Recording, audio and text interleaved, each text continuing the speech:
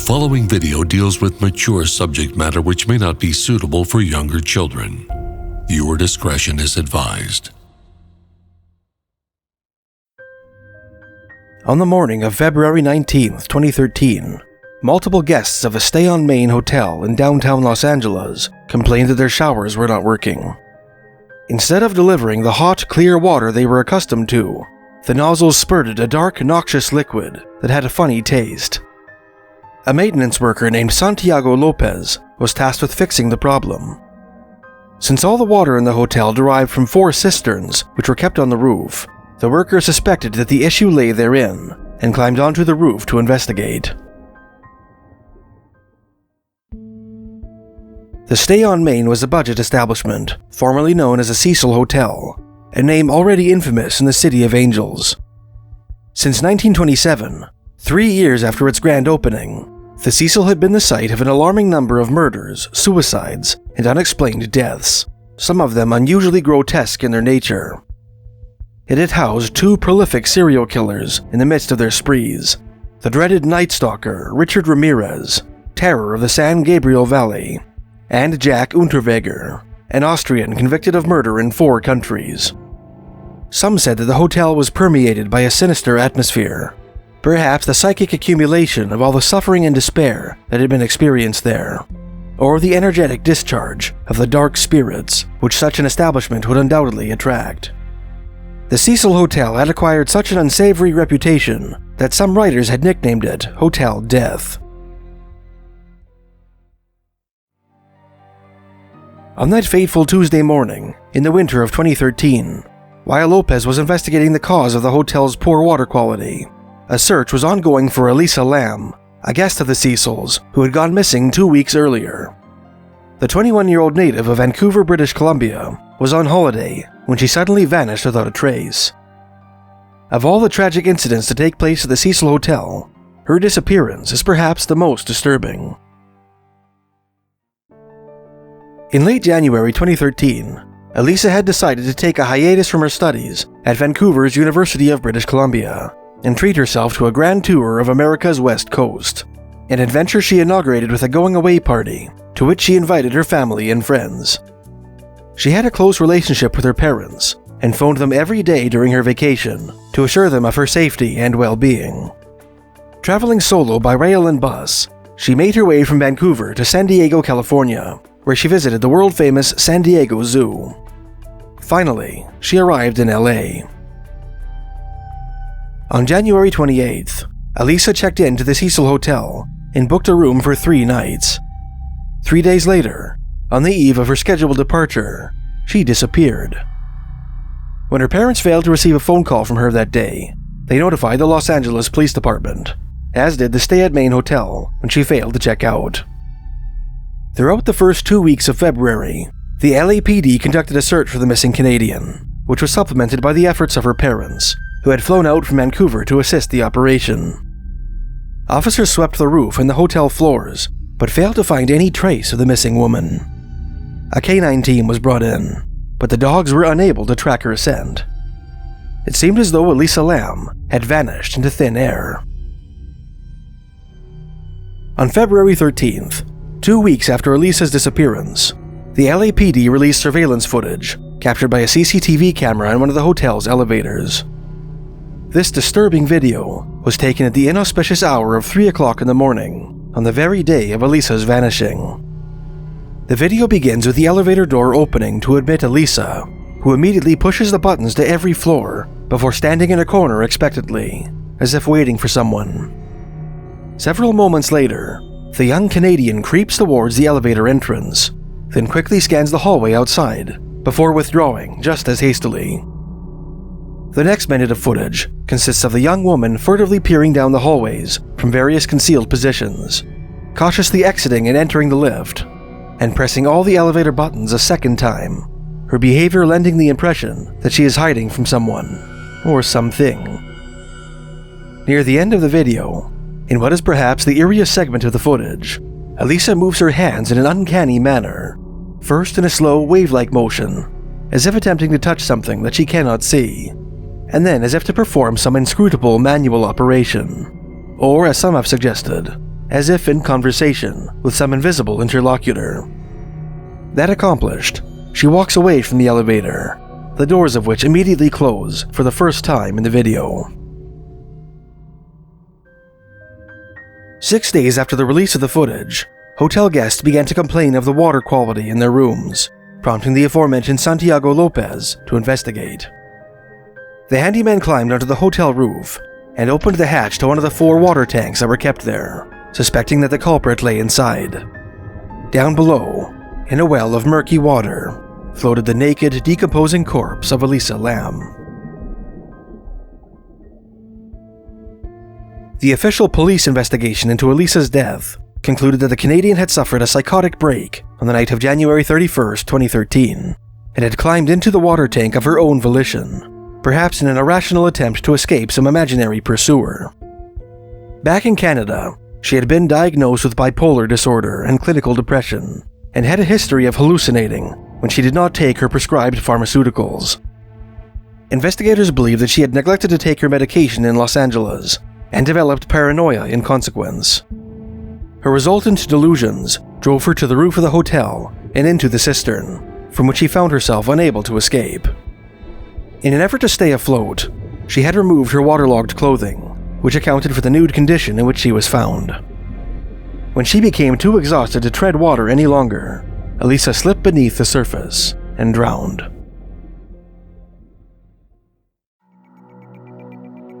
Despite this prosaic explanation for the death of Elisa Lam, internet sleuths have put forth other, more sinister theories, which they claim address important questions that the police report failed to answer. Some have proposed that the young woman, in her vulnerable mental state, was lured to her death by the malicious influence of the dark supernatural entities believed to haunt the Cecil. To support their hypotheses, these theorists have cited eerie anomalies, like the inexplicable behavior of the elevator, or the time at which the footage was captured, the latter being known in various folk traditions as the witching hour or the devil's hour. Some have read meaning into the strange hand gestures that Elisa made on the night of her disappearance. Others have observed uncanny similarities between the events of her death and both the plot of the 2005 film Dark Water and a Korean urban legend known as the Elevator Game. Others still believe that she was murdered by an especially wily killer who managed to avoid detection on camera, noting the difficulty she would have had in closing the water tank hatch behind her, and observing that the footage released by the police appears to be tampered with and missing time. For many, the mysterious death of Elisa Lam remains unsolved.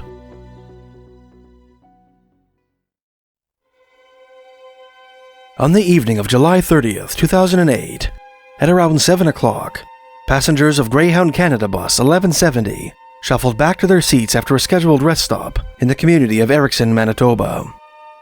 They had been traveling for about 12 hours since their early morning departure in Edmonton, Alberta, and were anxious to complete the last leg of their long journey to Winnipeg, Manitoba, blissfully unaware that they were about to witness what has been described as one of the most horrific murders in Canadian history.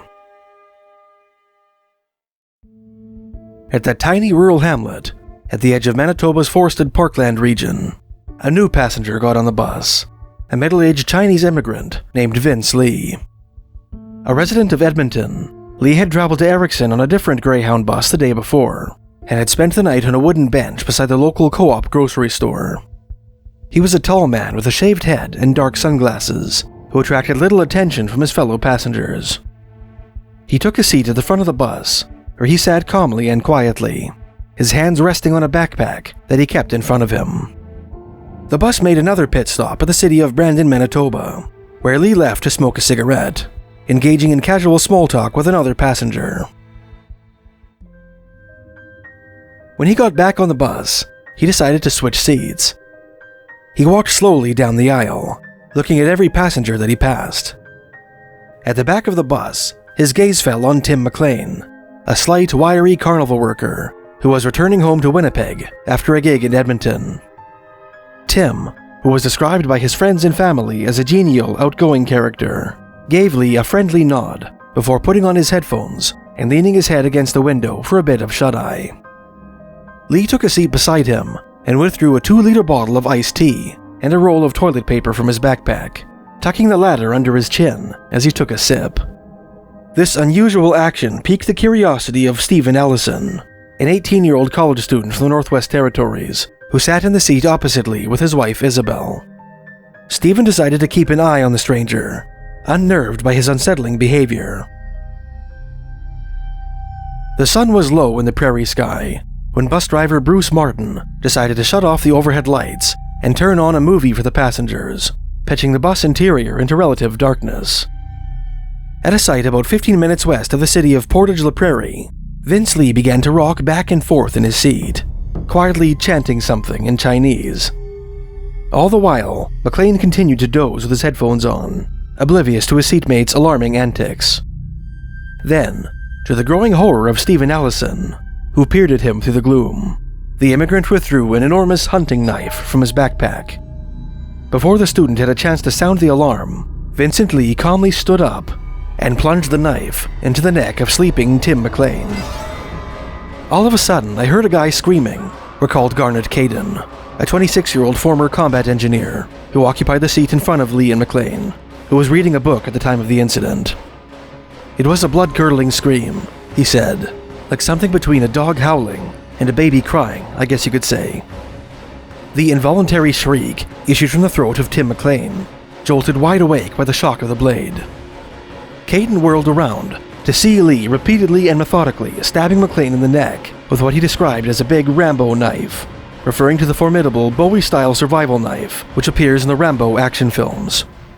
In retrospect, Caden was struck by the coolness with which Lee performed the savage act, describing his demeanor as calm and his movements as robotic. With blood gushing from the cavity in his neck, Tim McLean jumped over his attacker and collapsed in the aisle, where Lee continued his relentless assault, slamming his knife over and over into the 22-year-old's limp form. Alerted by Stephen Ellison, who had rushed to the front of the bus, driver Bruce Martin slammed on the brakes and ushered his panicked passengers out of the vehicle. A truck driver named Chris Alguire, who had been traveling behind bus 1170, recognized that something was amiss and pulled over to the side of the highway to see if he could be of assistance, as did Bernie Syrup, another Canadian Greyhound driver who resolved to investigate the commotion. In a later interview, Garnet Caden described how he, Syrup, and Alguire armed themselves with a crowbar, a hammer, and a metal pipe, and re-entered the bus in the hope of saving McLean's life.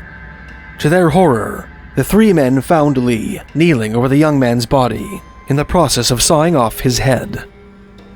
Although Lee had been fully absorbed in his grisly task from the moment he first sank his knife into his unsuspecting victim, apparently heedless of the frantic screams of his fellow passengers and Martin's entreaties for him to stop, he seemed startled by the arrival of these new armed observers.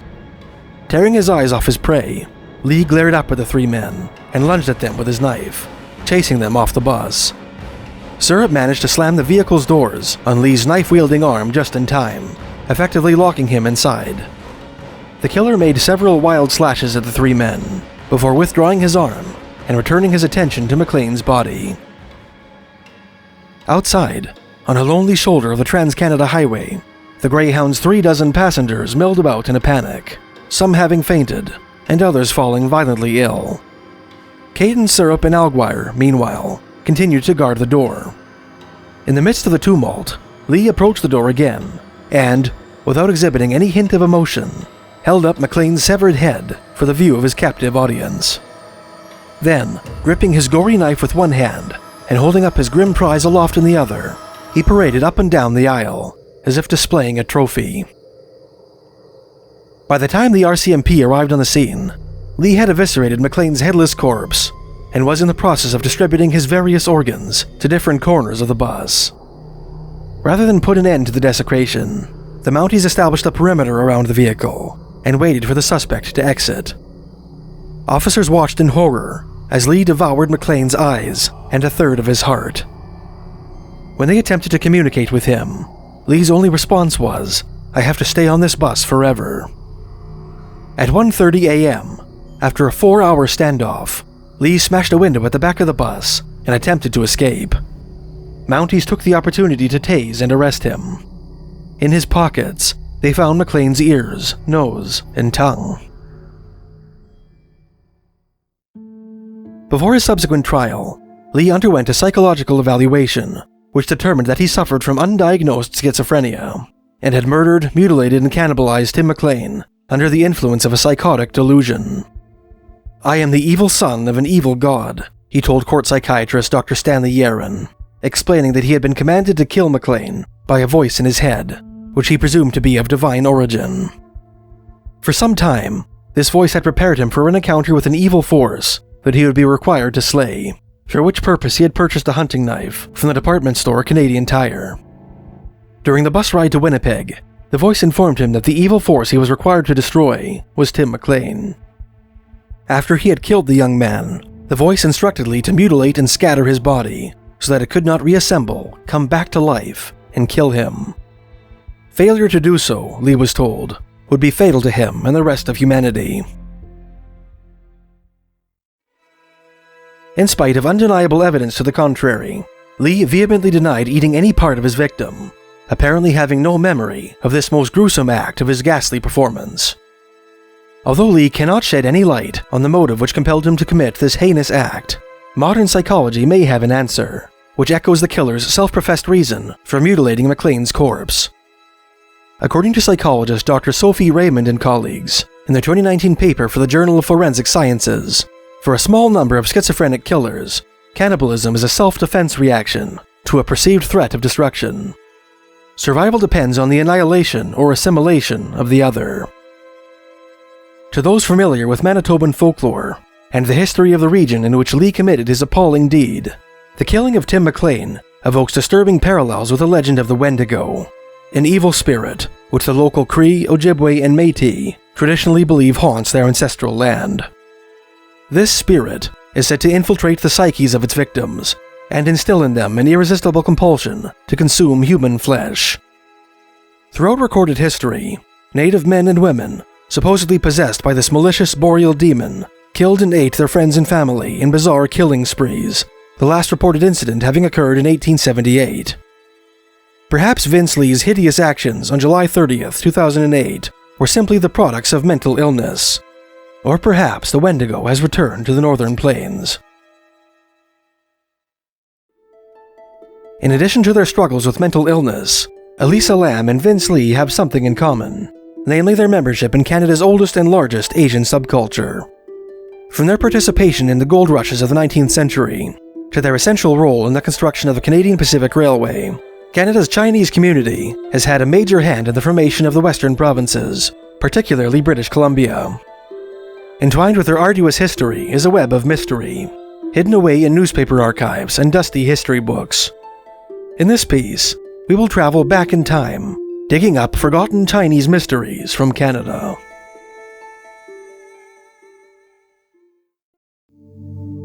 Some modern anthropologists have called the United States a melting pot, in which cultures from all over the world are melded together into a homogeneous American stew. Conversely, Canada has been called a cultural mosaic, a collection of distinct subcultures which retain their unique identities, united only by geography and federal governance. Neither of these characterizations are completely accurate. While America undoubtedly has a strong national identity, defined by rugged individualism, a love of liberty, and a belief in the American dream, its social fabric is a rich and motley tapestry, woven of regional and ethnic subcultures, from New England's Italian communities to the distinct culture of the Deep South. In the same way, while Canada is certainly a multicultural country, with diverse ethnic groups like the Kashubians of the Madawaska Highlands or the Métis of the Red River Valley, its many subcultures are undeniably bound together by a common thread of cool-headed civility, a love of Canada's magnificent backyard, and a history defined by seat-of-your-pants improvisation. With the exception of its many indigenous nations, Old Stock Anglo-Canadians, and the Quebecois Pure Laine, one of Canada's oldest and largest subcultures is its West Coast Chinese community, itself an agglomeration of different clans, each with its own history and defining attributes. The first major wave of Chinese immigrants to disembark on Canadian shores were prospectors from San Francisco, who had abandoned the war-ravaged Middle Kingdom of the mid-19th century for what they called the Gold Mountain, panning the streams of the Sierra Nevada in the California Gold Rush. In 1858, when word spread of a gold strike in British Columbia's Fraser Canyon, many of these prospectors made their way north up the coast into British territory, meticulously picking over old diggings that white miners had abandoned. In the 1880s, thousands of Chinese navvies were conscripted to labor on the Canadian Pacific Railway in British Columbia, blasting tunnels and laying ties through the Fraser Canyon for $1 a day. More Chinese immigrants trickled into Canada throughout the late 19th and early 20th centuries, refusing to be deterred by a steep head tax imposed by the federal government in accordance with national anti-Chinese sentiment. In the latter decades of the 20th century, ethnic Han Chinese immigrants poured into Canada from Hong Kong and Taiwan, driven by political circumstance. And more recently, Canada has welcomed expatriates from mainland China, members of the sleeping giant's burgeoning middle and upper classes. Today, Chinese Canadians make up roughly 28% of the population of Vancouver, British Columbia, the largest city in the province. Long before the Canadian Pacific Railway was a hazy dream in the mind of Prime Minister Sir John A. Macdonald, before the first flecks of gold dust were panned in the Fraser Canyon, when the North Pacific was a vast mare incognitum, which was just beginning to be traced by the cartographer's pen, a small band of Chinese workers disembarked on the foggy banks of Nootka Sound, an inlet on Vancouver Island's western shore. These laborers and artisans, dressed in the loose trousers and mandarin-colored robes typical of Chinese men of their day, their long black hair shaved and braided into the Manchurian queue prescribed on pain of death by the Qing Emperor, lie at the heart of two disturbing mysteries, one of them a historical enigma addressed in history books, and the other a dark legend, buried in a long-forgotten lumberman's memoir. To understand their story, some historical context is required. A decade prior to the arrival of these ill-fated adventurers on Canadian shores, in the spring of 1778, Nootka Sound was discovered by the celebrated British navigator Captain James Cook during his third and final voyage to the Pacific Ocean. He and his crew were the second group of Europeans to lay eyes on the Sound, the first being Spanish sailors under the command of explorer Juan José Pérez Hernández, who had ventured up that misty inlet 4 years earlier. Cook dropped anchor within sight of the village of Yuquot and allowed his men to purchase a quantity of sea otter pelts from the Nuchalnuth or Muchalat Nootka natives, the bravest of whom approached his ships in canoes. These furs were later sold for exorbitant prices at Canton, an inland Chinese trading port located about 90 miles up the Pearl River from its mouth in the South China Sea, prompting a handful of adventurous British, American, and Spanish merchants to try their luck trading on the untapped coast of the Pacific Northwest throughout the last 2 decades of that century. One of these intrepid pioneers of the maritime fur trade was an Englishman named John Meares, a lieutenant in the British Royal Navy at the time of Cook's third voyage, who had gained a reputation for employing Machiavellian tactics in his mercantile exploits in the North Pacific. In 1785, the officer resigned his commission and established a trading enterprise called the Northwest America Company. The following year, he sailed from Calcutta, India, with 2 ships to the coast of Alaska, where he traded with the local Tlingit natives. Meares decided to spend the winter in Alaska's Prince William Sound, where his ships became encased in ice and 23 of his crew members succumbed to scurvy. He was rescued that spring by rival British traders Nathaniel Portlock and George Dixon, veterans of Cook's final voyage also drawn to the region by the prospect of fortune and adventure, who believed they enjoyed a monopoly on the Pacific fur trade by virtue of licenses they managed to secure from the British East India and South Sea companies. Meares promised his rescuers that he would sail directly to Macau, a Portuguese-governed Chinese seaport which functioned as a staging ground for European traders, located at the mouth of the Pearl River, leaving his rivals to conduct their business without competition. Contrary to his pledge, however, the unscrupulous mariner continued to trade with the Tlingit until he had accrued a sizable cargo of pelts. That accomplished, he sailed to the Portuguese enclave, where he purchased supplies and trading goods and replenished his scanty crew. Among his new shipmates were 50 Chinese workers who specialized as sailors, carpenters, shipwrights, coopers, and blacksmiths. It is around these employees that revolve the mysteries we will relate shortly. In his 1790 account of his voyage, a document which, it must be mentioned, is considered unreliable by historians on account of the duplicity with which the author routinely conducted his business dealings, Meares wrote, "The crews of these ships consisted of Europeans and Chinamen, with a larger portion of the former." The Chinese were, on this occasion, shipped as an experiment. They have been generally esteemed a hardy and industrious, as well as ingenious race of people. They live on fish and rice, and requiring but low wages, it was also a matter of economical consideration to employ them. And during the whole of the voyage, there was every reason to be satisfied with their services. If hereafter trading posts could be established on the American coast, a colony of these men would be a very important acquisition. In January 1788, Mears and his new crew set sail for Nootka Sound. They reached their destination in May and opened a successful trade with the natives of Yuquot. The English captain later claimed that Chief McQuina, the powerful leader of the Moachat Nootka, sold him some land at the edge of the village, on which his Chinese crew members built a 2-story fort, a claim which the chief later denied. Mears' Chinese sailors also crafted a 40-ton schooner from towering fir, spruce, and cedar that lined the coast, the first non-indigenous vessel built in the Pacific Northwest. This ship was christened the Northwest America. Mears was so pleased with the services rendered by his Chinese employees that upon his return to Macau, he added 20 more Cantonese laborers to his ranks. In that Portuguese port, he partnered with James Colnett, a Royal Navy officer who had served under Captain Cook, who had taken a leave of absence to trade in the Pacific Northwest. The following year, Colnett set out for Nootka Sound with the 70 Chinese, who were tasked with establishing and manning a permanent fur trading post on the land that Mears had allegedly purchased from McQuina. At that time, the Pacific coasts of both North and South America were technically Spanish possessions, having been claimed for the King of Castile and the Queen of Aragon by Conquistador Vasco Núñez de Balboa following his expedition across the Isthmus of Panama in 1513, and practically ruled by the Spanish since their 16th century conquest of the Inca Empire. With the exceptions of scattered raids by English and Dutch privateers, the most famous among them being Elizabethan pirate Sir Francis Drake, the Pacific holdings of New Spain had enjoyed centuries of peace and isolation, unthreatened by rival European powers, and thus the Spanish had little incentive to explore the rugged western shores of their New World colony north of their Mexican silver mines. In the 1770s, in response to Russian activity in Alaska, the Spanish established settlements in northerly California and launched several exploratory voyages further north up the Pacific coast.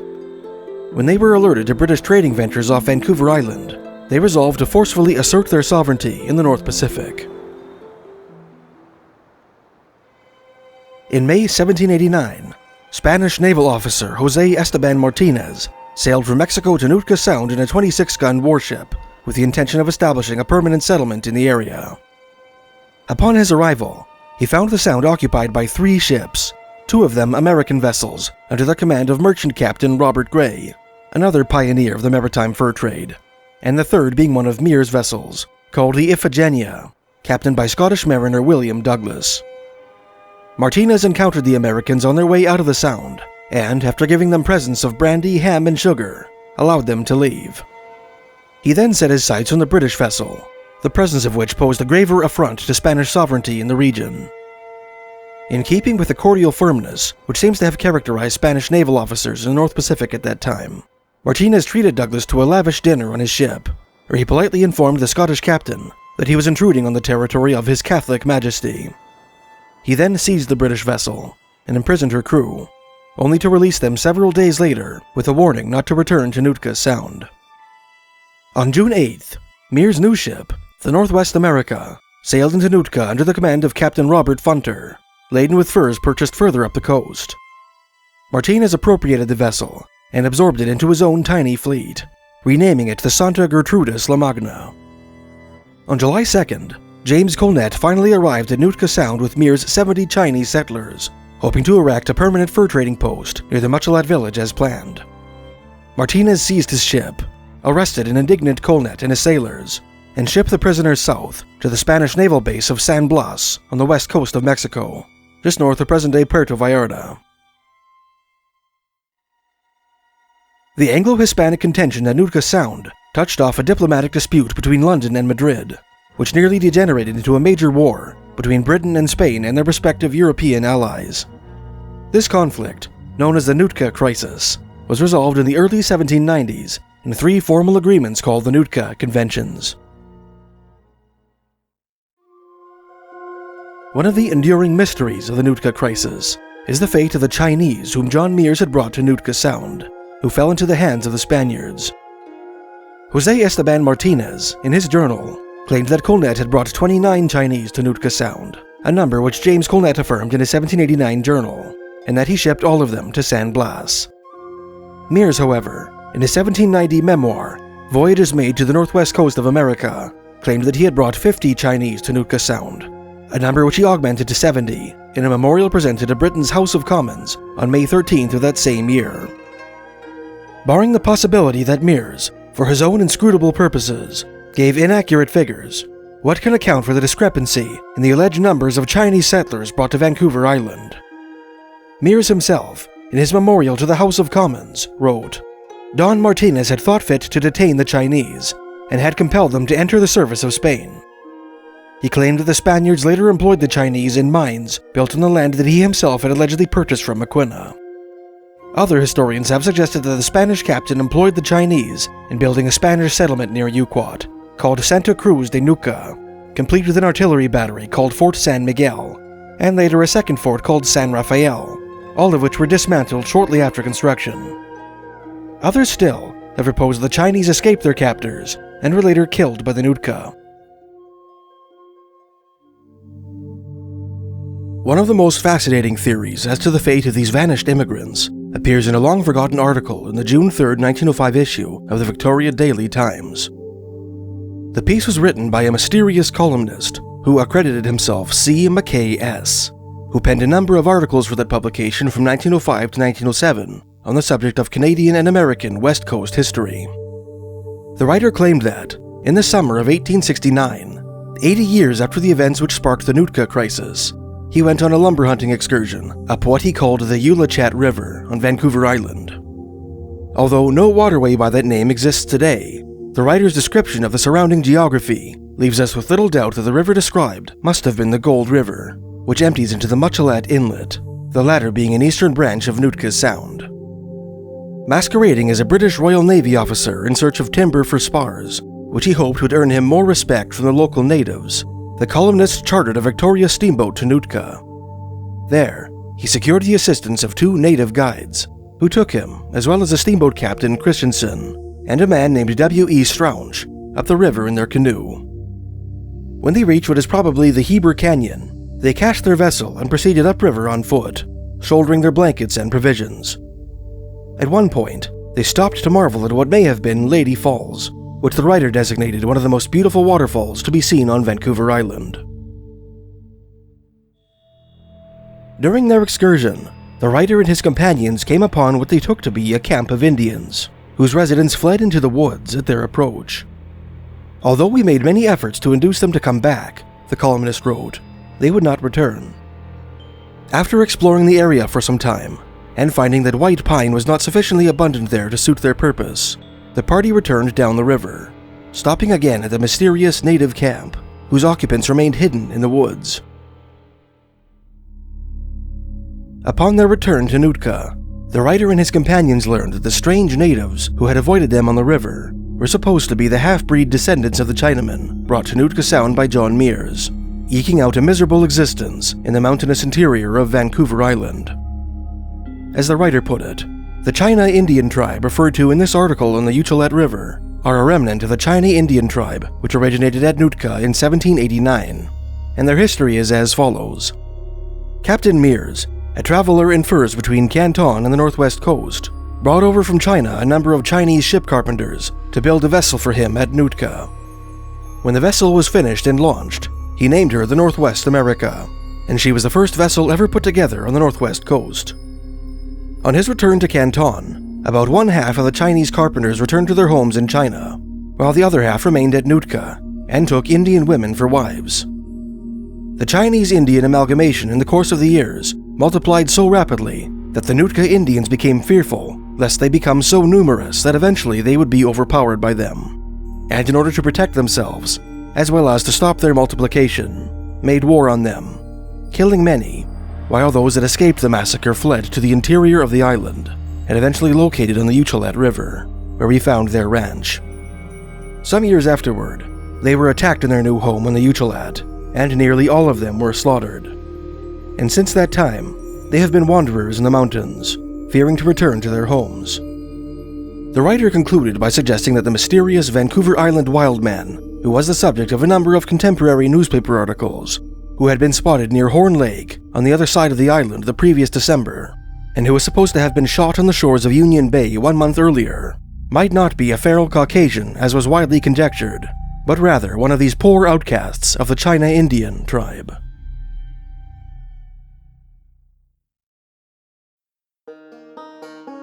In 1858, 11 years before the colonists' alleged journey up the Gold River, gold was discovered in British Columbia's Fraser Canyon, at the confluence of the Fraser and Thompson Rivers near present-day Lytton, BC.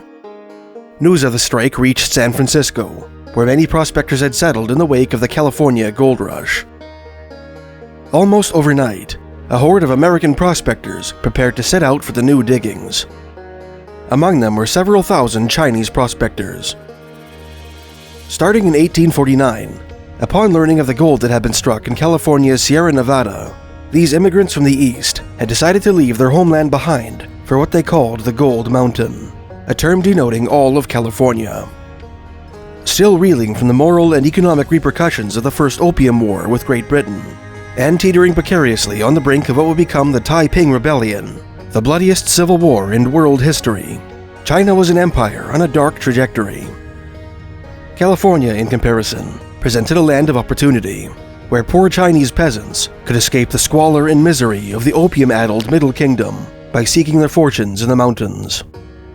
By 1852, around 20,000 Chinese prospectors had poured into America's west coast by way of San Francisco, and, equipped with picks and shovels, headed into the Sierra Nevada to hunt for the yellow metal.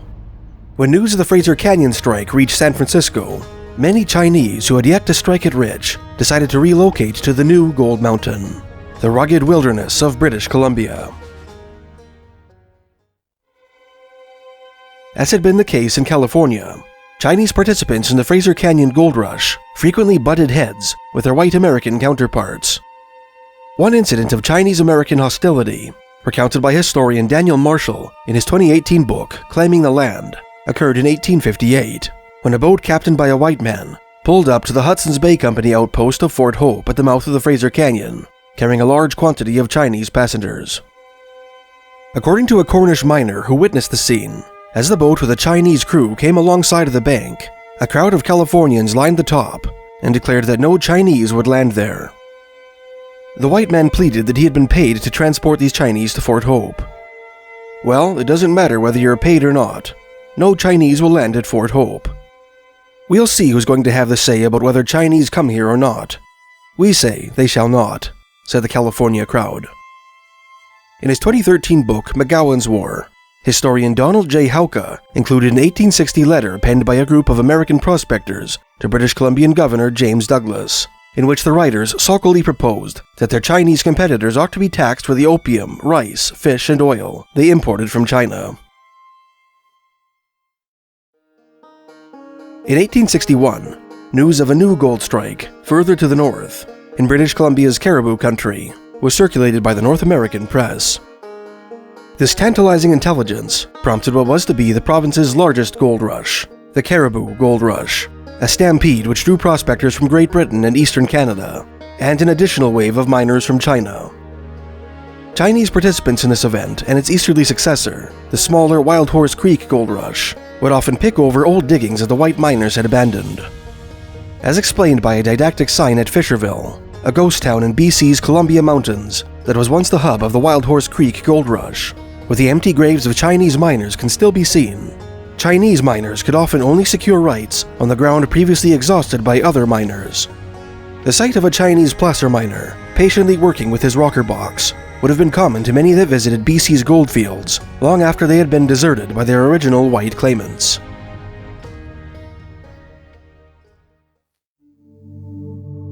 One eerie story to come out of the Cariboo Gold Rush centers around Hat Creek House, a historic roadhouse in Cache Creek, British Columbia, which was built in the 1860s to serve prospectors bound for Cariboo country. At the time of its construction, Hat Creek House lay on the Cariboo Road, a wagon trail constructed at great expense at the behest of British Columbia's Governor James Douglas, which connected the Fraser Canyon with the epicenter of the new stampede, the boomtown of Barkerville. Today, Hat Creek House is a living history museum where tour guides dressed in period costumes take visitors on a journey back in time. Over the years, many of the museum's staff members have had strange experiences in the historic building, which have led them to believe that Hat Creek House is haunted by several restless spirits.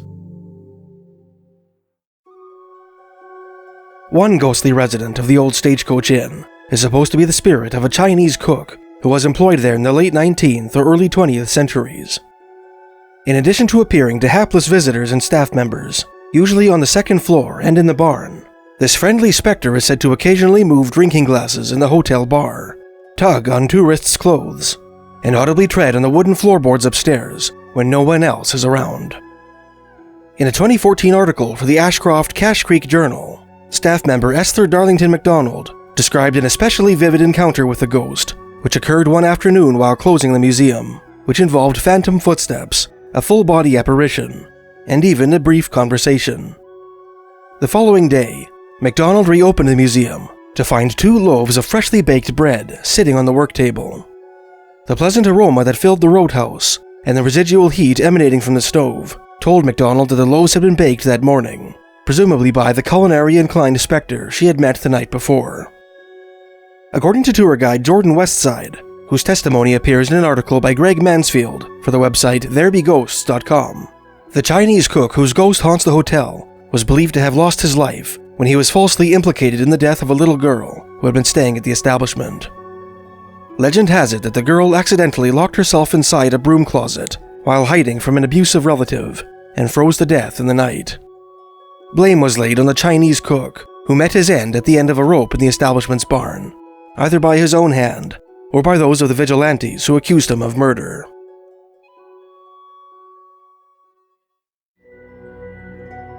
In 1864, the same year that gold was discovered on Wild Horse Creek, a 22-year-old Scottish botanist named Dr. Robert Brown, not to be confused with another contemporary Scottish botanist of the same name, led the so-called Vancouver Island exploring expedition on a series of treks across Vancouver Island, conducted for the purpose of collecting seeds and discovering minerals.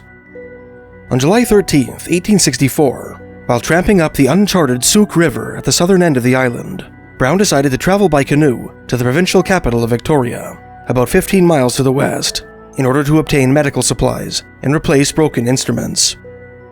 He left the expedition in charge of his second-in-command, a veteran of the British Royal Engineers named Lieutenant Peter John Leach, with instructions to meet him in a week and a half at Cowichan Bay, at the terminus of the trail. On July 26th, Leach and company reunited with Brown as scheduled and reported that, on July 18th, they had discovered alluvial gold on a tributary of the Souk River, about 12 miles upriver from the latter's mouth. The explorers decided to name this tantalizing waterway the Leech River in honor of the old engineer. 12 pans of riverbank dirt yielded 8 ounces of gold flakes, the prospects ranging from 3 cents to $1 a pan, worth about 60 cents to $20 per pan today. Brown described the developments in his journal, writing, "In the evening, Mr. Leach and the whole party at Harris's house. He had not separated into 2 parties, considering from what he had seen from the tops of the mountains that the country was not worth the trouble, and having been delayed some time by a brilliant discovery they had made, viz. The discovery of rich placer diggings upon Souk River and its branch Leech River. They were wild with excitement, and certainly the coarse scale gold was enough to excite anyone. News of the discovery was promptly circulated by the local press, and before long, prospectors across British Columbia and the northwestern states, including many Chinese miners who had settled in San Francisco, were abandoning their stale diggings for the fresher prospects of the Leech River. Almost overnight, a boomtown called Leechtown sprang up at the confluence of the Leech and Souk rivers, and by the time the Vancouver Island exploring expedition was concluded in 1865, $100,000 worth of gold, worth $2 million today, had been wrested from the area. In addition to its auric treasures, the so-called Leechtown Gold Rush has yielded a number of fascinating folktales, at least 2 of which are connected with British Columbia's Chinese community. Much of Leechtown's colorful lore was immortalized in the various writings of the prolific T.W. Patterson, a Vancouver Island-based historian and lost treasure writer. In his 1971 book, Treasure Lost and Found in British Columbia, Patterson included a tall tale featuring the outlaw Richard Rattlesnake Dick Barter, a reluctant prospector turned highwayman from Lower Canada who robbed miners and held up stagecoaches during the California Gold Rush.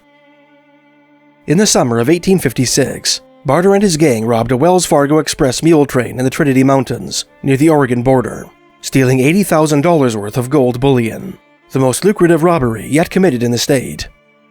The gang divided the loot, burying half of it in the Trinity Mountains and taking the other half with them to a southerly camp near Folsom, California, just northeast of Sacramento.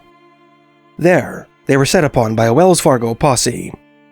One of the bandits was killed in the ensuing firefight, and the others were captured and jailed in the town of Auburn, California. Half of the stolen gold was subsequently returned to the bank, but the other half in the Trinity Mountains was never recovered, allegedly having been buried by the dead desperado. Shortly after his arrest, Rattlesnake Dick escaped from the Auburn jail and vanished into the wilderness of the Central Valley. He later resurfaced in the seaside town of San Francisco. According to legend, prior to his arrival in that port town, Rattlesnake Dick rode north to the Trinity Mountains and exhumed his gang's ill-gotten gains. He proceeded to smuggle his loot to Victoria by steamer and secret it to the Leechtown diggings, where he hoped to somehow pass the bullion off as honestly earned gold dust. The outlaw abandoned this enterprise when a U.S. Marshal trailed him to Vancouver Island. Before fleeing for San Francisco, Rattlesnake Dick is said to have stuffed the gold into a knee-high leather boot, which he hastily buried beneath 18 inches of Leechtown soil, marking the cache with an inverted frying pan. The outlaw spent the succeeding years in Frisco, biding his time until the opportunity arose to retrieve his treasure. After making enemies with the notorious San Francisco Vigilance Committee, he returned to the foothills of the Sierra Nevada in 1858 and formed a new gang, with whom he once again terrorized gold seekers from Shasta County to Nevada City. In the summer of 1859, he was mortally wounded in a duel with California lawmen outside an Auburn saloon, bringing the secret of the missing gold with him to the grave. The fatal hole in the legend of Leechtown's Golden Boot, as Patterson pointed out, is that gold was not discovered on the Leech River until 1864, 5 years after the outlaw's death. When Rattlesnake Dick was exchanging fateful lead with an undersheriff and his deputy in Placer County, the Leech River, as Robert Brown put it in his official report on the expedition, was a locality which no white man and probably very few Indians had reached. How then, asked Patterson, did it become legend that Barter escaped with the loot to the tiny gold camp on distant Vancouver Island? Unfortunately, the record yields few clues, but that $40,000 in gold dust is buried in Leechtown, even today, is widely accepted as fact.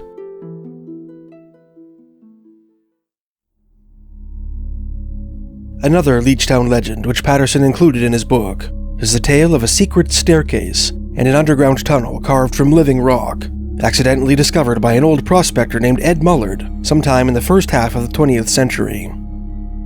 According to reporter Ted Harris of the Victoria Daily Colonist, who first heard the story from a friend, Mullard was returning to camp one autumn evening after an unsuccessful deer hunt in the Vancouver Island rainforest, somewhere between the Leech and Jordan rivers, when he found himself descending a hidden staircase, its entrance concealed by snow and brush. Tearing aside a snarl of tangled vegetation, he saw that the steps, clearly carved from solid stone, appeared to lead to an underground gallery, which disappeared into the roots of a cliff. It was evident that the passage had lain derelict for decades. Curiosity overcoming the haunting trepidation elicited by this catacombs passageway, Mullard lit a match and ventured into the gloom, growing ever darker in the fading twilight. The gallery was high enough to comfortably accommodate the prospector, who stood 6 feet tall. After creeping about 10 feet down the stone corridor, Mullard discovered a beautifully carved stone archway on the far right wall. Beyond was another stone staircase composed of 7 steps, which appeared to lead to another gallery, flooded by about a foot of icy water. Mullard carefully made his way to the bottom step and peered into the Stygian hall, now completely bereft of natural light.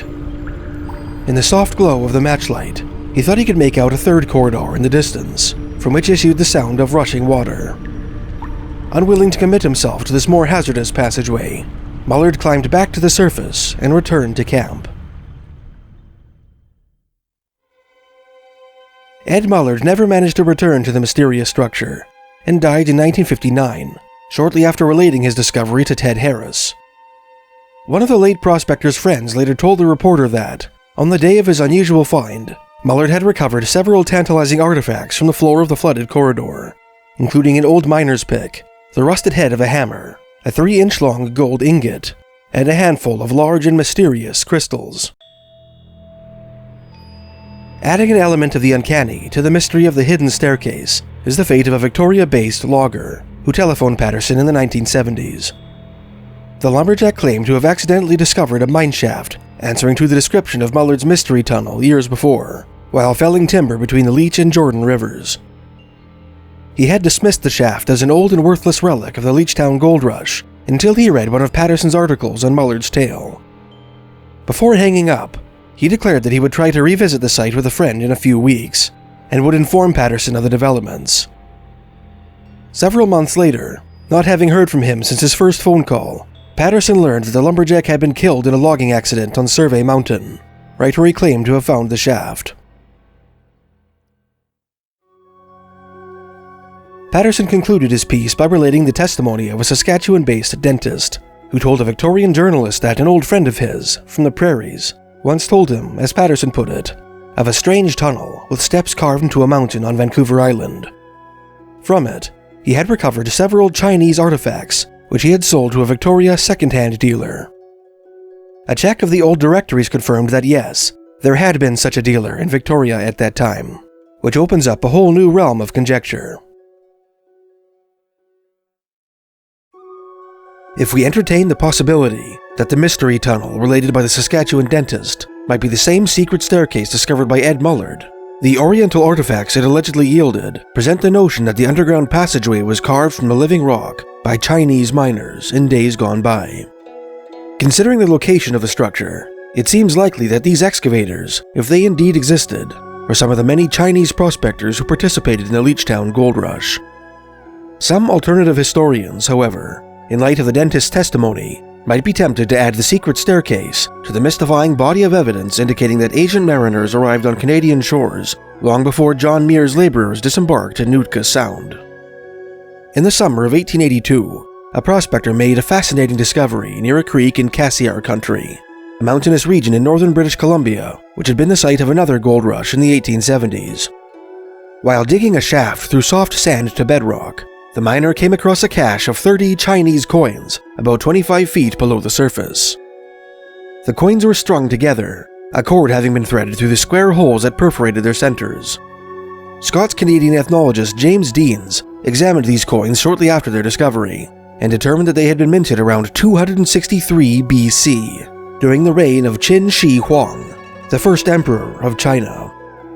It might be worth mentioning here that a well-known Canadian author attempted to connect this find with the equally intriguing 1801 discovery of what were identified as copper Chinese coins in a spring near the village of Chilliwack, Northwest Territory. The author mistakenly identified Chilliwack as Chilcotin Country, located about 400 miles south of the Cassiar Mountains. In fact, Chilliwack is a historic city in southern Ohio, which served as the capital of America's Northwest Territory in 1801.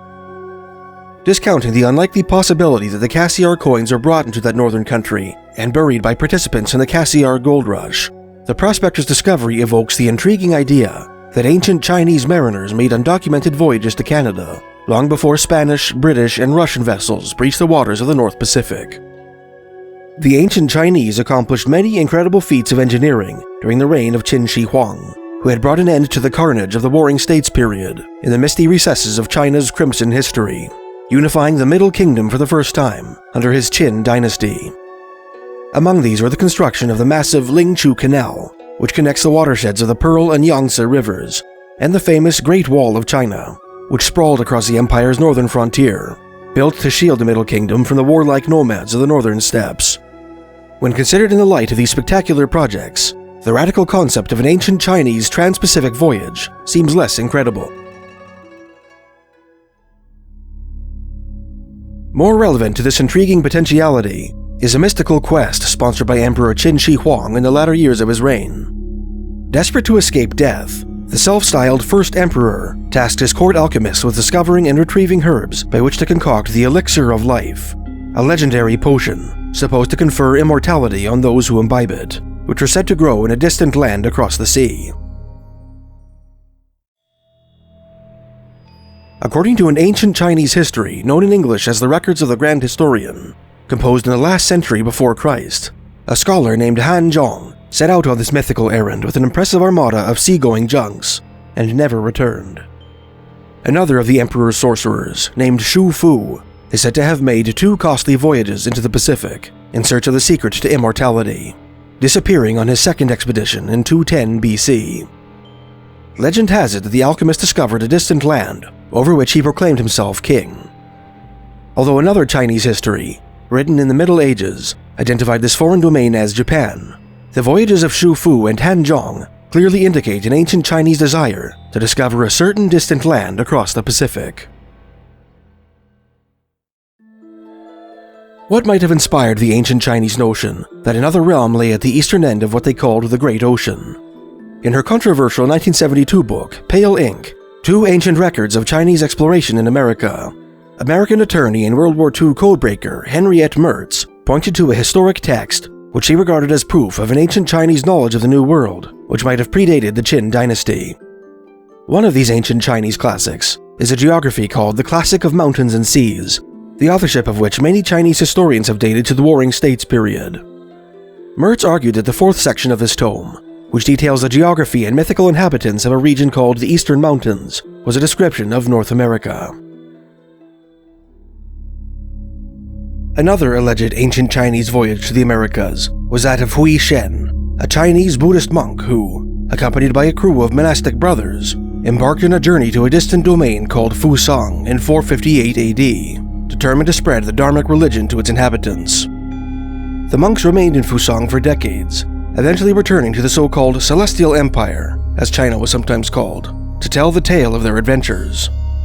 Some historians, most notably 19th century American folklorist Charles Godfrey Leland, have interpreted Fusang as a particular stretch of the west coast of the Americas.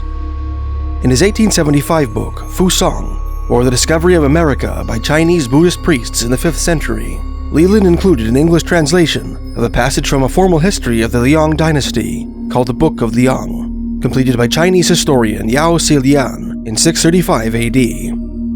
This passage is generally regarded as the best source on Hui Shen's semi-legendary voyage.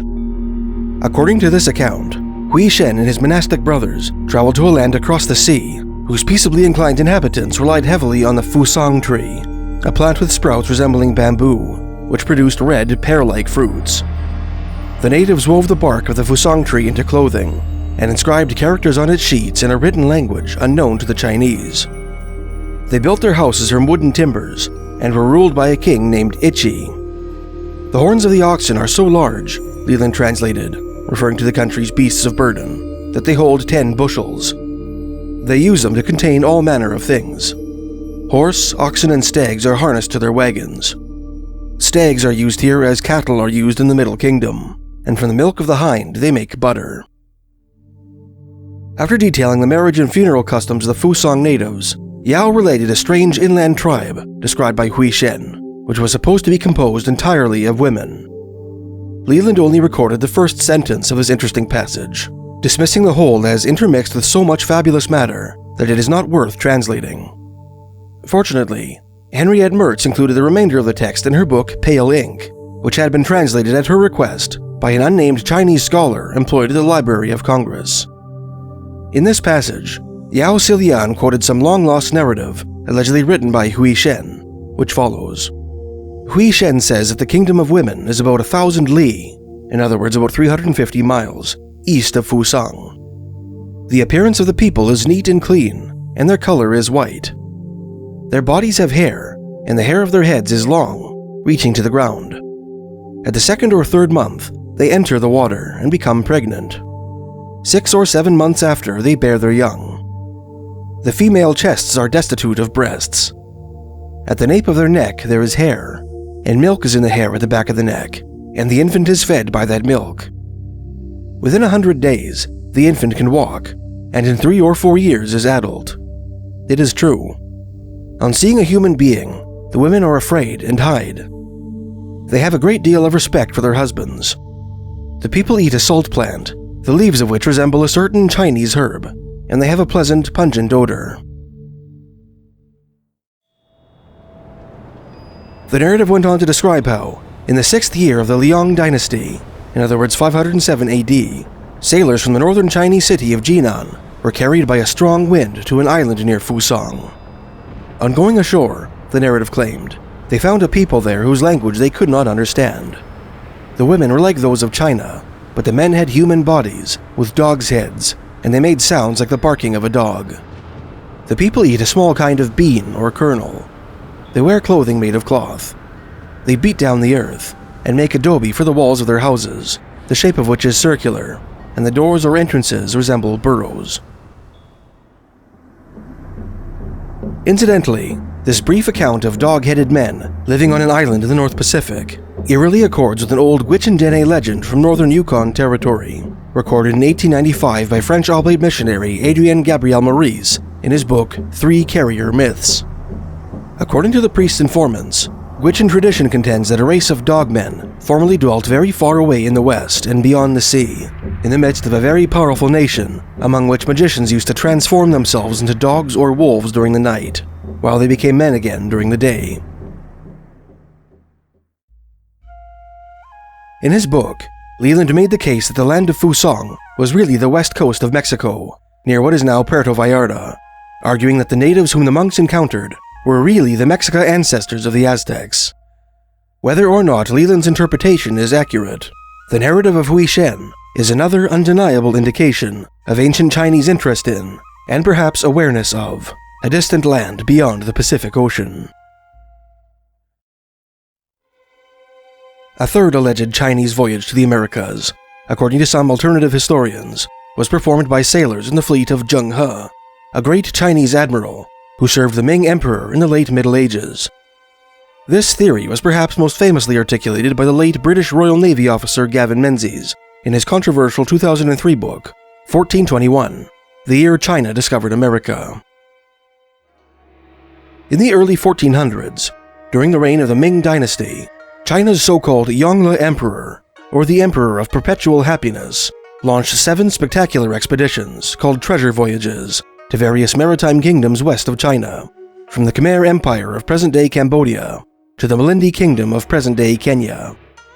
Although Chinese envoys and merchants had regularly sailed to northeastern Africa and Arabia by way of the Indian Ocean since at least the reign of the Tang Dynasty, which ruled China during Europe's Dark Ages, the Ming treasure voyages of the early 1400s constituted the largest and most impressive Chinese ambassadorial expeditions to the so-called Western Sea at that time.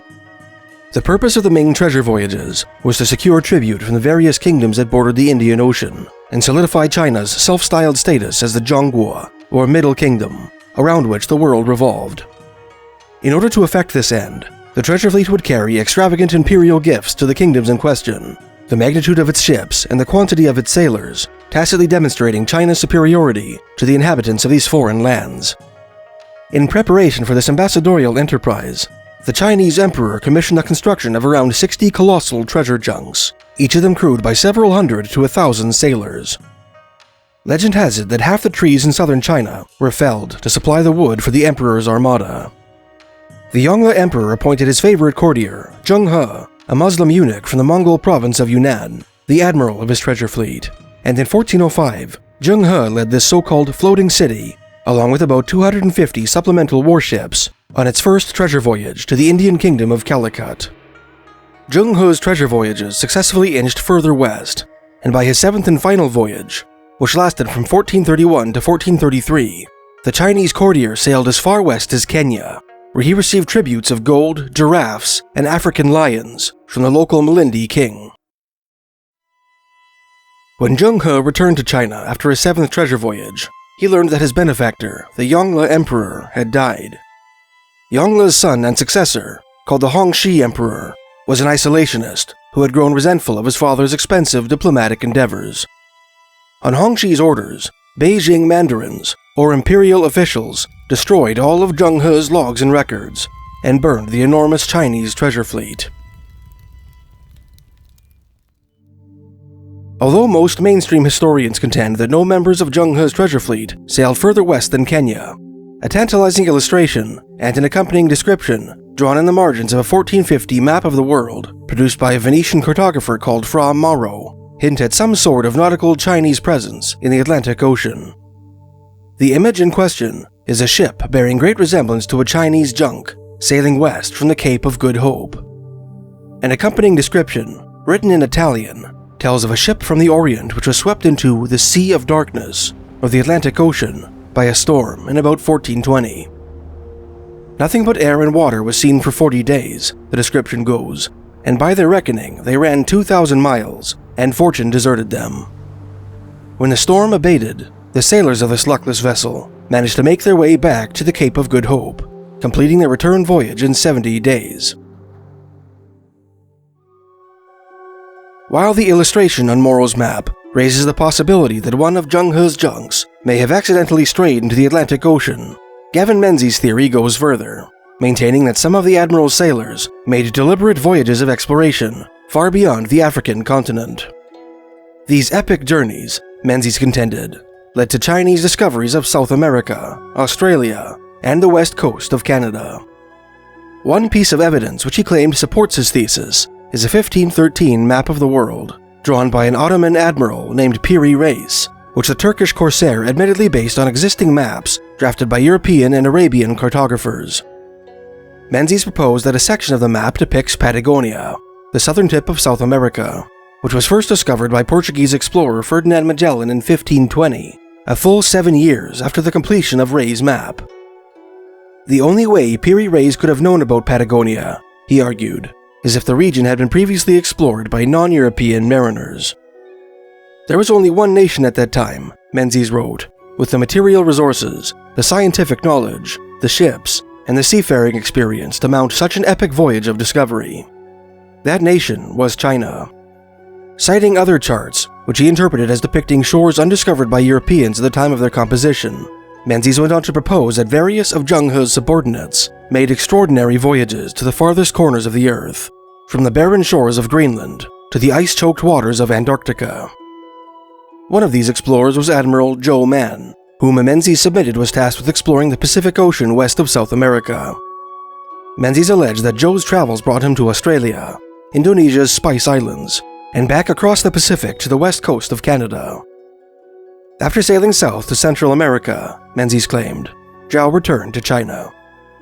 Most of the evidence on which Menzies' hypothesis rests is speculative, including ambiguous coastlines on ancient maps, the presence of oriental fauna on the west coast of the Americas, and the rotten skeleton of a Chinese junk unearthed in Northern California.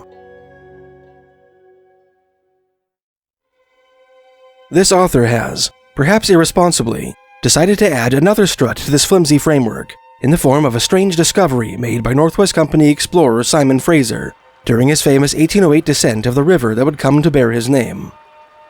In late June of that year, Fraser and his voyageurs arrived at what would later be called Lady Franklin Rock, an island in the Fraser River near what is now Yale, British Columbia.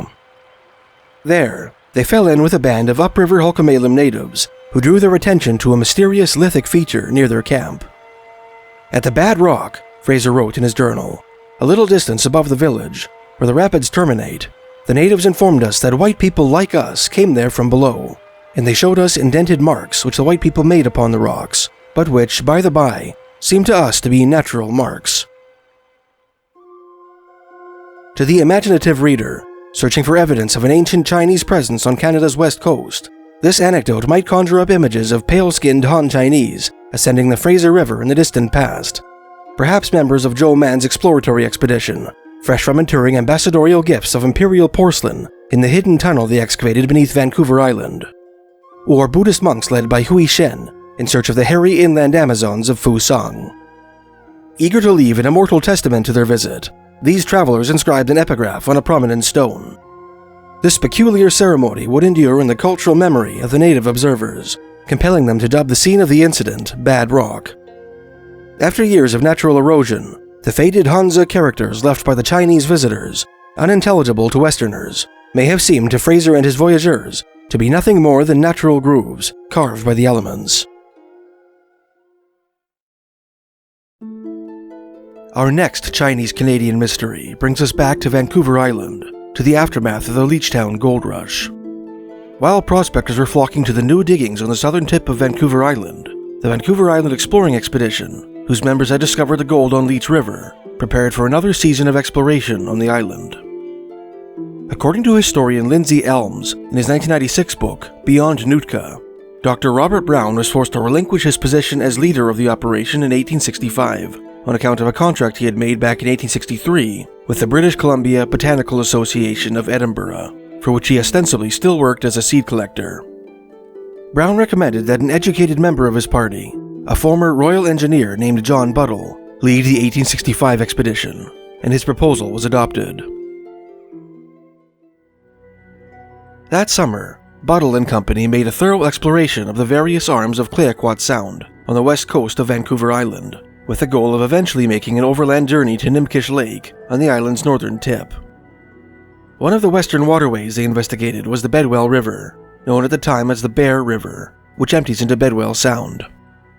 Upon reaching a fork in the river, Buddle divided his company in two, personally leading one party up a tributary known today as the Ursus River, and delegating his subordinate, a seasoned prospector named Magin Hancock, with taking the other party up the Bear River proper. Buddle ended up climbing a mountain, from which he sighted a large secluded lake that would eventually be named in his honor. Hancock and his party, on the other hand, discovered what they claimed to be paying quantities of alluvial gold in the Bear River. Buddle included this provocative information in a letter to Sir William Young, the Colonial Secretary of British Columbia, which was published in the August 11, 1865 issue of the Victoria British Colonist. "It is Mr. Hancock and Forgey's opinion," he wrote, Thomas Forgey being another veteran of the Royal Engineers who served in the expedition, "that there are profitable and payable diggings on the river and its vicinity to employ several hundred miners. There are a number of dry gulches and creeks coming into the river, which, if prospected, would pay. I should wish to be understood by the public that if they intend to come here to mine, to come prepared, at least with more than a pick, pan, and shovel, for I think, by the men's report, there is likely to be extensive diggings to be met with." Spurred by news of this new strike, Leechtown veterans who had returned to Victoria purchased fresh outfits and headed up the island's western coast by steamer and canoe to the Bear River. To their dismay, they discovered that the rich diggings promised by the press were far less lucrative than Buddle had advertised. Dismissing the explorer's report as a pack of lies, most of the prospectors returned to Victoria after about a week of fruitless panning. As an article in the August 23, 1865 issue of the Victoria Daily Chronicle put it, "Some 200 men have rushed to the Bear River, or more properly, the Bear River, spelt B-A-R-E, diggings, with tools and provisions, only to find themselves duped. They have returned, after spending their time and money to the extent, in the aggregate, of about $5,000, having undergone hardships and privations in reaching a most difficult and inhospitable part of the island. They were poor when they started, and are much poorer now, for on reaching the place indicated as a goldfield, they found that the report of the place was quite untrue, and were compelled to abandon their stores and tools and return to the city." For 22 years, the valley of the Bear River, later renamed the Bedwell River, lay wild and desolate, the nearest human settlement being a Chilliwack Nootka village that stood at its mouth. In the summer of 1887, however, rumor reached Victoria that a band of Chinese prospectors were operating placer mines on the river. According to historian Walter Guppy, in an article for Victoria's Times Colonist, one Mr. Cameron, perhaps Vancouver Island's former Chief Justice David Cameron, was sent to investigate this report. He discovered about 50 Chinese miners erecting dams, sluice boxes, and water wheels on a boulder-strewn section of riverbank about 12 miles from the Bedwell's mouth. They gave Cameron the impression that they were trying to keep a good thing to themselves. A brief reference to the secretive operation was made in the 1899 annual report of the Minister of Mines for British Columbia, in a section on Vancouver Island developments written by provincial assayer Herbert Carmichael. This passage contains a cryptic sentence alluding to a terrible fate that befell one of the Celestials, as Chinese immigrants were sometimes called, which prompted his fellow countrymen to abandon their enterprise. In the early 60s, Carmichael wrote, Bear River had a placer gold excitement, and about 12 years ago, some 15 Chinamen were at work on the upper reaches of the river, washing for gold. These, however, suddenly left in a body, having been driven away, it is said, by superstitious fears engendered by the sudden death of one of their number. The workings of these earlier miners are still visible, and it is reported that they found considerable gold, but that the numerous large boulders prevented the work being profitable. No mention is made of the manner of the prospector's death, nor of his companion's notions as to the nature of the evil force that caused it. A possible clue to the miner's fate appears in the writings of N.L. Bill Barley, a historian, high school teacher, and politician who searched for a certain lost gold mine in southern British Columbia in the mid-20th century. In an article for the 1974 issue of Canada West, segments of which were republished in Garnet Basque's 1988 book, Lost Bonanzas of Western Canada, Barley described coming across the remains of an abandoned placer mine on Skeff Creek, BC, in the Kootenay Boundary Country just north of the US border. He identified the workings as Chinese on account of the careful precision with which nearby tailing rocks had been stacked, and was puzzled when he found more evidence indicating that the prospectors had abruptly deserted the site before they had finished working it, knowing that Sinitic miners were famous for flogging their claims until the last fleck of gold dust had been extracted from the soil. Barley knew that the Chinese traditionally abandoned any creek where one of their countrymen had been killed, usually within hours, Basque wrote, paraphrasing Barley. Eyeing a series of massive boulders which lined the creek bank, Barley theorized that one of the Chinese had perished while looking for gold beneath one of these rocks. Undercutting and propping boulders to get at the gold underneath them is one of the most dangerous jobs in mining, he wrote, and although the Chinese were experts at it, they too occasionally made mistakes. Perhaps one of the Chinese on the Bedwell River had perished while performing a similarly hazardous operation, prompting his fellows to leave the area to escape the bad luck which they suspected had caused the accident. Or perhaps there was a more sinister reason for the Chinese departure from the upper Bedwell, a mountainous region long shunned by the island's natives for fear of the Masachi Ikta, or Bad Thing, which was said to haunt the forest there. It might not be out of place here to insert another historical anecdote brought to my attention by a viewer named Carl Schmid. In their 2003 book, Full Moon Flood Tide, woodsman Bill Proctor and artist Yvonne Maximchuk included a story set in the Queen Charlotte Archipelago, a desolate cluster of wooded islands situated between the northern shores of Vancouver Island and the British Columbian mainland. More specifically, the story takes place in the remote ghost town of Greenway Sound, on the northern shores of Broughton Island. In the 1930s, Greenway Sound was home to a Chinese logging camp, the last remnant of a quartet of similar operations that had been active in the area since about 1918, 3 of which had since shut down. Here, a crew of between 30 to 50 Chinese-Canadian lumberjacks felled and sawed red cedar trees into shingle bolts, 1-foot cubes of cedar wood, which would be transported to a shingle mill for conversion into roof shingles. One night, the authors wrote, the men and their families packed up their belongings, shot the horses, got in their boats, and took off. No one ever knew why they left. It is a mystery to this day. But over the years, there have been many reports of a very odd event. If you are in the Sound just above Carter Pass on a bright moonlit night, you might see the huge creature that is reported to have come to the surface of the sea and roared like a lion. Perhaps the creature was the cause of their departure, or it may have simply been the tedium and harsh conditions of their existence in this lonely place. In 1867, 2 years after the Bedwell River gold rush, British colonies in the eastern half of the continent united into a single federation called the Dominion of Canada, which was divided at that time into the provinces of Ontario, Quebec, Nova Scotia, and New Brunswick. 4 years later, the colony of British Columbia, hitherto a domain of the British Crown, agreed to join Canadian Confederation on the condition that a transcontinental railroad be constructed through the vast territory that lay between it and the eastern provinces. From 1880 to 1885, thousands of laborers from the Chinese province of Guangdong were shipped to British Columbia to labor on the westernmost stretch of the promised thoroughfare, the Canadian Pacific Railway, laying ties and blasting tunnels through the treacherous Fraser Canyon for $1 a day. Although they earned only 2/3 of what their white counterparts made, their meager salaries were a significant improvement upon the paltry wages that could be got in Canton. These coolies, as they were called at the time, performed some of the most dangerous work on the railroad, and were frequently killed by blast debris, rock slides, boating accidents, and long plunges over the steep cliffs that line the Fraser Canyon. Illness, malnutrition, and frigid temperatures also took their tolls. By the time the railway was completed in 1885, Onderdonk estimated that at least 600 of his Chinese laborers had perished during its construction, amounting to 4 deaths per every mile of track laid by the western section gangs. Many of Onderdonk's navvies had left their homes in China with dreams of securing financial freedom in Canada. Few achieved their goals.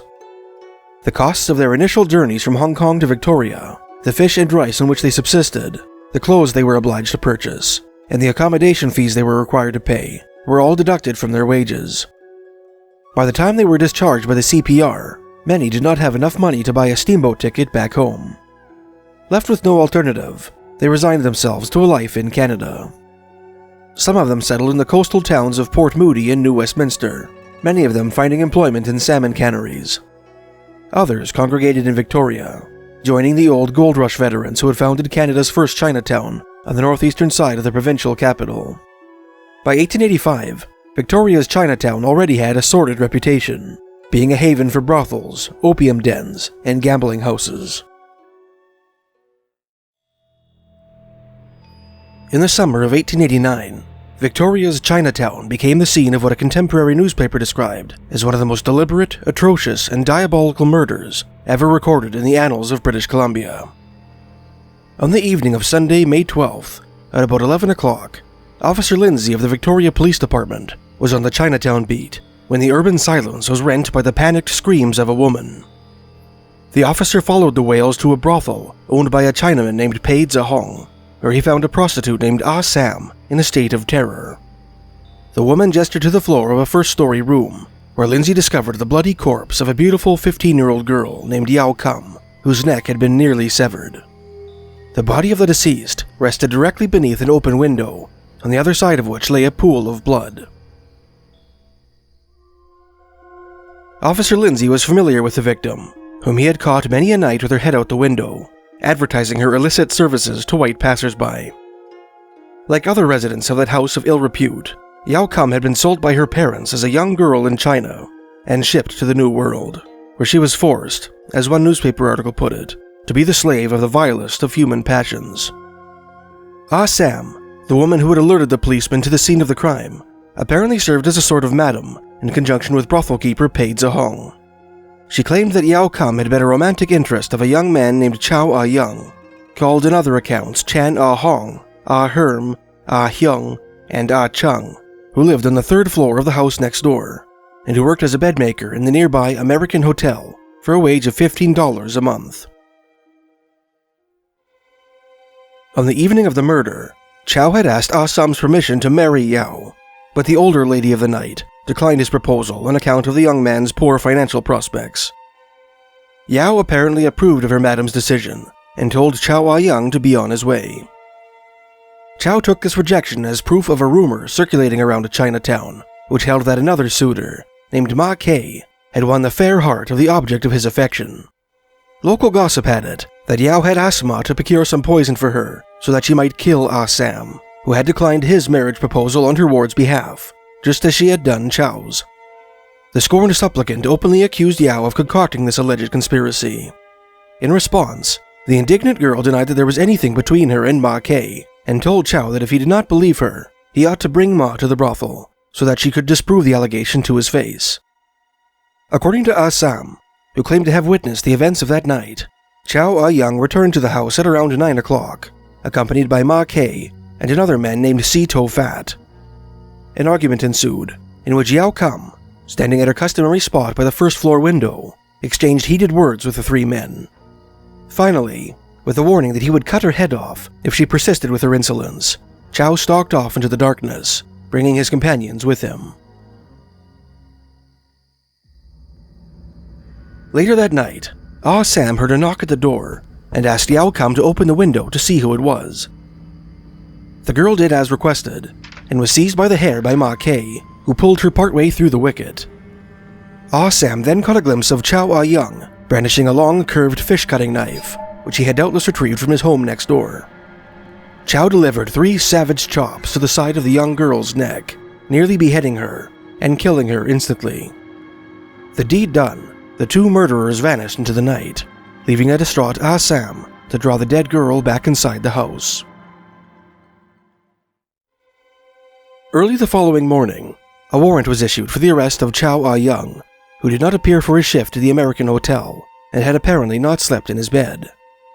2 days after the murder, at about 5:30 in the evening, William Burns, son of Chow's employer Thomas Burns, spotted the suspect descending the stairs to the cellar of another of his father's establishments, Burns' House, a luxury inn situated immediately behind the American hotel. Upon further investigation, William found Chow Young quivering in a coal bin, his sleeves and stockings spattered with dried blood. Tasking his brother, Thomas Jr., with guarding the fugitive, William alerted the authorities, and Chow was arrested. In his ensuing trial, Chow Young readily confessed to committing the murder, but contradicted Sam's testimony by stating that he killed Yao Kum alone, without any accomplices. With the aid of an interpreter, he told the jury that he didn't care whether they hanged him. According to author John David Adams in his 2002 book, Ghosts and Legends of Bastion Square, Chow Young, called Chung in this piece, was sentenced to death, but hanged himself in his jail cell before he could be executed. Legend has it that ever since, Chow's ghost has haunted the site of his old workplace, once the American Hotel near the corner of Victoria's Yates Street and Commercial Alley, and now the Edwardian-style Pither and Leeser building, built in 1900. The historic Burns House which backed the American Hotel still stands today, and some say that the lingering spirit of the Chinese murderer clings to the ruddy bricks of that Victorian building as well. According to author Shannon Sin, in his 2017 book, The Haunting of Vancouver Island, Chow's spirit is also said to manifest itself in Fan Tan Alley, a narrow corridor through Victoria's historic Chinatown, by which the murderer may have fled on the night of May 12, 1889. Local stories abound, Sin wrote, citing Season 3, Episode 3 of the Canadian TV series Creepy Canada, which first aired in the summer of 2006.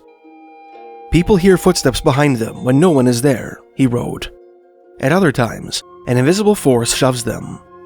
Tour guides and writers have said that other people have also claimed to see a young Asian man covered in blood. There was a long knife in his hand. His face is twisted in agony.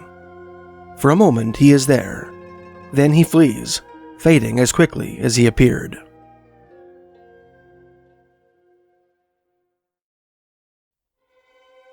To many British Columbians at the time, the brutal murder of Yao Kum was simply an affirmation of what they had long maintained, that Chinese beliefs and values were so foreign to those held by white Canadians that the Celestials who had streamed into the country to labor in the goldfields and on the railway would never be able to assimilate into Canadian society. Thus, many asserted, Canada should not accept any more Chinese immigrants into the country, and the Chinese who had already settled in Canada should be denied the right to vote. Canada's first Prime Minister, Sir John A. Macdonald, had articulated this sentiment in a parliamentary debate in the House of Commons on May 4, 1885, declaring, "Of course we ought to exclude them, because if they came in great numbers and settled on the Pacific coast, they might control the vote of the whole province, and they would send Chinese representatives to sit here, who would represent Chinese eccentricities, Chinese immorality, Asiatic principles altogether opposite to our wishes. If they were allowed in British Columbia, they would swarm over there in large numbers, and we would have an Asiatic population, alien in spirit, alien in feeling, alien in everything. And after they attained formidable proportions in their numbers, you could not keep them out." In an attempt to discourage Chinese immigration, Canadian Parliament passed the Chinese Immigration Act in the summer of 1885, which placed a head tax of $50 on all Chinese immigrants who entered the country, a fee which was increased to $500 in 1903. In spite of this obstacle, Celestials continued to trickle into the Great White North throughout the latter decades of the 19th century and the early decades of the next, finding employment in existing establishments or opening up their own restaurants, laundries, and groceries. Chinese immigration was halted completely in 1923 with the passing of what is known as the Chinese Exclusion Act, which prevented the Chinese from immigrating to Canada entirely. This piece of legislation would remain in place until its repeal in 1947.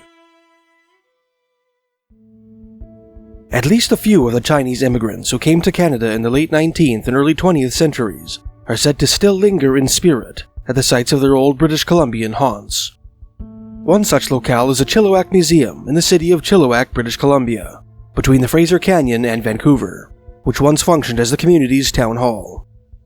One night back in 1928, so the story goes, a local man named Wilfred Garner was arrested for drunkenness and locked up for the night in a small cell in the town hall basement. As Garner drifted into a stupor, he was joined in captivity by a Chinese immigrant, incarcerated for possession of opium. When the two inmates were left alone, the despairing Chinaman slipped the trouser belt off his sleeping cellmate and used it to strangle himself to death. Years later, Garner's cousin, Samuel Roy Cromarty, was hired as the custodian of the old town hall. Many a lonely night, while he mopped or swept the halls of the historic building, the doors of which he had carefully locked, Cromarty heard inexplicable sounds, like footsteps pacing the floor above him, and the openings and closings of doors. Whenever he investigated these commotions, the janitor confirmed what he already knew, that he was the only person in the building. Cromarty eventually came to believe that the old town hall was haunted, and suspected that its ghostly inhabitant was the spirit of the unfortunate immigrant with whom his cousin had once shared a cell. "I think my little Chinaman is here," he said in an interview for the Chilliwack Historical Archives, his testimony appearing in Joanne Christensen's 1996 book, Ghost Stories of British Columbia. "At least that's my opinion, and I'm going to stay with it." Another strange story, which Christensen included in her book, takes place in southern Vancouver Island, in a district between Victoria and the municipality of Souk, known as China Flats. Local legend has it that the area was named for a Chinese couple who farmed there for decades in the first half of the 20th century. One night in the early 1940s, the farmer's wife fell gravely ill. The farmer knew that his wife would die without the assistance of a doctor, but since he didn't own a vehicle, he headed up the road on foot, hoping that a passing motorist might take him into town. There wasn't much traffic at that time of night, and the few cars that passed through China Flats flew by the desperate farmer, their occupants being either unwilling to stop for him or unaware of his dire predicament. After several failed attempts to flag down a vehicle, the Chinaman stepped out from the darkness into the headlights of an oncoming truck, praying that this bold action would force the driver to pay him heed. The farmer was struck and died at the scene. This was a compound tragedy, Christensen wrote. When the police officers who investigated the incident went to the farmhouse to deliver the terrible news to the man's wife, they found that she also had died for want of medical attention.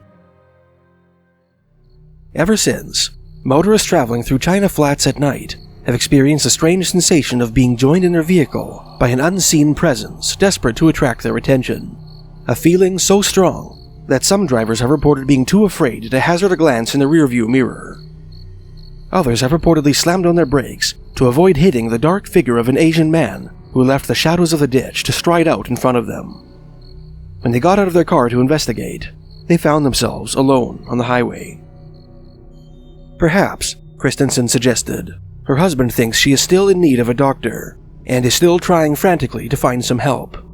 Or perhaps he haunts the road as revenge against the motorists who refuse to stop for him. Whatever the reason, many decades later, the Chinese hitchhiker is still trying to catch a ride.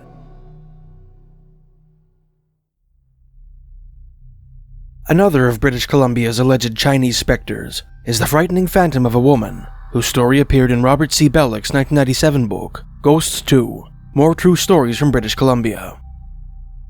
The source for this tale is John and Janice Bradley, a couple from Vancouver who made a road trip to the city of Kamloops, BC, one evening in the spring of 1975 in order to visit John's brother Dave and his wife Judy. At that time, the convenient Coquihalla Highway had not yet been built, and the only road from Vancouver to Kamloops was a Trans-Canada Highway, which ran through the treacherous Fraser and Thompson canyons, following the route of the old Cariboo Trail. Although there was a chill in the air, Bellick wrote, it was a beautiful night for a romantic moonlit drive.